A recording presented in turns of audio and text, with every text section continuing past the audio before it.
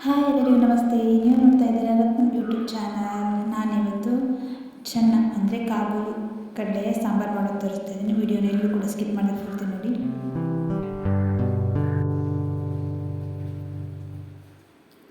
ಮಸಾಲೆ ತುಂಬ 2 ಸ್ಪೂನ್ ಕೊತ್ತಂಬರಿ ಬೀಜ, 1 ಸ್ಪೂನ್ ಪೆಪ್ಪರ್ ಕಾಳು, ಹಾಗೆ 4 ಲವಂಗ, ಹಾಗೆ 2 ಏಲಕ್ಕಿ,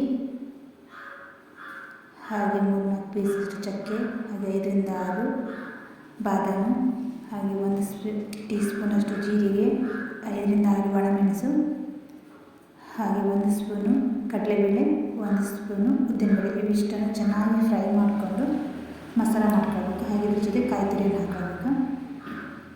ನೋಡ್ತಾ ಕಾಯಿ ತುರಿ ಸ್ವಲ್ಪ. ನಾನಿಲ್ಲಿ 3 ಈರುಳ್ಳಿ ತೊಗೊಂಡಿದ್ದೀನಿ, 4 ಟೊಮೆಟೊ ತೊಗೊಂಡಿದ್ದೀನಿ. ಕಾಯಿ ಮತ್ತು ಏನು ಫ್ರೈ ಮಾಡಿ ಇಟ್ಕೊಂಡಿರ್ತೀವಲ್ಲ ಅದನ್ನು ಒಟ್ಟಿಗೆ ರುಬ್ಕೊಳ್ಬೇಕು. ಹಾಗೆ ಈರುಳ್ಳಿ ಮತ್ತು ಟೊಮೆಟೊನ ಒಟ್ಟಿಗೆ ರುಬ್ಬಬೇಕು, ಪೇಸ್ಟ್ ಮಾಡ್ಕೊಳ್ಬೇಕು. ಈರುಳ್ಳಿ ಮತ್ತು ಟೊಮೆಟೊ ಎರಡನ್ನೂ ಒಟ್ಟಿಗೆ ಹಾಕ್ಕೊಂಡು ಪೇಸ್ಟ್ ಮಾಡ್ಕೊಂಡ್ರೆ ಆಯಿತು. ನಾನಿಲ್ಲಿ ಕಾಬೂಲ್ ಕಡ್ಲೆನ ನೆನೆಸಿಟ್ಕೊಂಡಿದ್ದೆ ಮುಂಚೆನೇ. ನೋಡ್ತಾ ಇದ್ದೀರಲ್ಲ, ಅದಕ್ಕೆ ಸ್ವಲ್ಪ ನೀರು ಹಾಕಿಬಿಟ್ಟು ಸ್ವಲ್ಪ ಅರಿಶಿನ, ಸ್ವಲ್ಪ ಎಣ್ಣೆ, ಉಪ್ಪನ್ನು ಹಾಕಿ ಕುಕ್ಕರಲ್ಲಿ ಇಡ್ತಾಯಿದ್ದೀನಿ. 4ರಿಂದ 6 ವಿಸಿಲಂತೂ ಬೇಕೇ ಬೇಕು. 6 ವಿಸಿಲ್ ಹಾಕೊಳ್ಳೋ. ನಾನಿಲ್ಲಿ ಒಂದು ಪಾತ್ರೆ ತಗೊಂಡು ಸ್ವಲ್ಪ ಎಣ್ಣೆ ಹಾಕ್ಕೊಂಡು, ನಂತರ ಎಣ್ಣೆ ಕಾದ್ಮೇಲೆ ಈ ಈರುಳ್ಳಿ ಮತ್ತು ಟೊಮೆಟೊನ ಪೇಸ್ಟ್ ಮಾಡಿ ಇಟ್ಕೊಂಡಿದ್ದೆಲ್ಲ ಅದನ್ನು ಹಾಕ್ಕೊಂಡು ಚೆನ್ನಾಗಿ ಫ್ರೈ ಮಾಡ್ಕೊಳ್ತಾ ಇದ್ದೀನಿ. ಇಲ್ಲಿ ನೋಡ್ತಾ ಇದ್ದೀರಲ್ಲ, ಇದರ ಹಸಿ ವಾಸನೆ ಹೋಗೋವರೆಗೂ ಚೆನ್ನಾಗಿ ಫ್ರೈ ಮಾಡ್ಕೊಳ್ಬೇಕು. ಇದನ್ನು ಎಷ್ಟು ನೀಟಾಗಿ ನಾವು ಫ್ರೈ ಮಾಡ್ಕೊಳ್ತೀವೋ ಅಥವಾ ಎಷ್ಟು ನೀಟಾಗಿ ಬೇಯಿಸ್ಕೊಳ್ತೀವೋ ಅಷ್ಟೇ ಚೆನ್ನಾಗಿ ಸಾಂಬಾರು ರುಚಿಯಾಗಿ ಬರುತ್ತೆ, ತುಂಬ ಟೇಸ್ಟಿಯಾಗಿರುತ್ತೆ. ನೀವು ಈ ಥರ ಕೈಯಲ್ಲಿ ತಿರ್ಸ್ಕೊಳ್ತಾ ಇರಬೇಕು. ನೋಡಿ ಚೆನ್ನಾಗಿ ಫ್ರೈ ಆಗಿದೆ. ನೋಡ್ತಾ ಇದ್ದೀರಲ್ಲ, ನಾನು ಇದಕ್ಕೆ ಎಕ್ಸ್ಟ್ರಾ ನೀರನ್ನೇನು ಹಾಕಿಲ್ಲ, ರುಬ್ಲಿಕ್ಕೆ ಏನಿತ್ತು ಅಷ್ಟೇ ಇದು.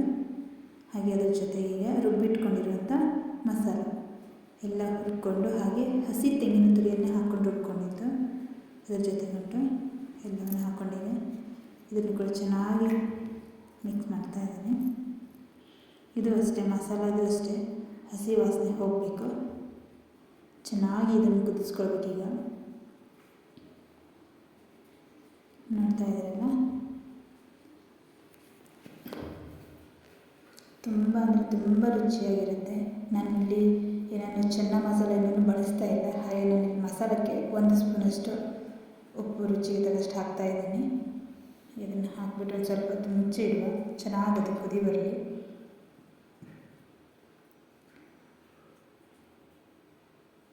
ಕುದೀತಾ ಇದೆ.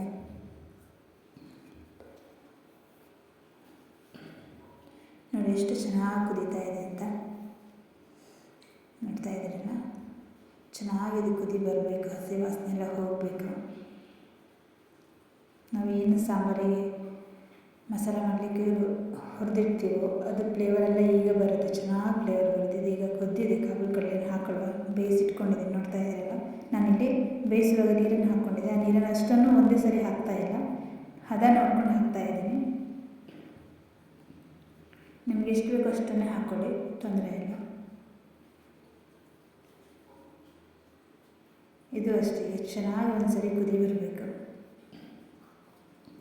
ತುಂಬ ಚೆನ್ನಾಗಿರುತ್ತೆ ಅನ್ನ ಜೊತೆಗೆ ಅಥವಾ ಚಪಾತಿ, ದೋಸೆ, ಇಡ್ಲಿ ಎಲ್ಲದಕ್ಕೂ ಚೆನ್ನಾಗಿ ಕಾಂಬಿನೇಷನ್ ಆಗುತ್ತೆ ಇದು.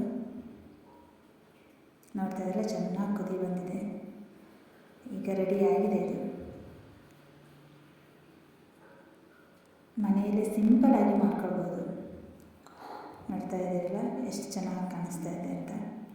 ನಿಜವಾಗ್ಲೂ ತುಂಬ ಸೂಪರ್ ಇದೆ. ಒಂದು ಸರಿ ನೀವು ಕೂಡ ಮನೆಯಲ್ಲಿ ಟ್ರೈ ಮಾಡಿ, ತುಂಬ ಚೆನ್ನಾಗಿ ಬರುತ್ತೆ. ಎಲ್ಲರಿಗೂ ಈ ವಿಡಿಯೋ ಇಷ್ಟ ಆಗಿದೆ ಅಂತ ಅಂದ್ಕೊಂತೀನಿ. ಇಷ್ಟ ಆದರೆ ಕಮೆಂಟ್ ಮಾಡಿ. Thank you so much.